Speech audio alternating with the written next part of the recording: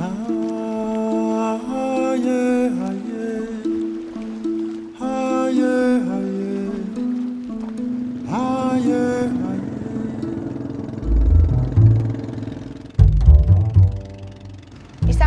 bagong konsepto sa mga taga-Anday yung pagkakaroon ng mga sanctuary. Ang sitwasyon po nung una, marami pa pong nag-illegal sa dagat. Marami pong epekto dahil yung mga maliliit na isda po ay namamatay. Kailangan ko ang backup nyo, over. Sumali ko po sa bantay dagat dahil gusto ko pong maglingkod sa aming karagatan upang yung mga mag-illegal ay dapat mapahinto po.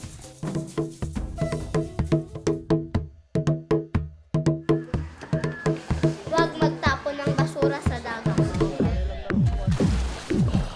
Nung dumating yung FRMP, nakita namin na nag-regenerate na yung mga corals. Dumami na yung mga isda nila.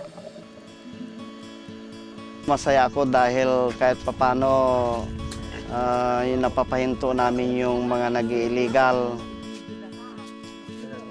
Maganda yung ibibigay na benefit ng sanctuary, hindi lang sa ngayon.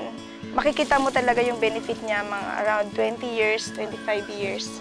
Nakikita namin na marireplicate pa yung mga ginagawa naming effort sa ibang mga barangay.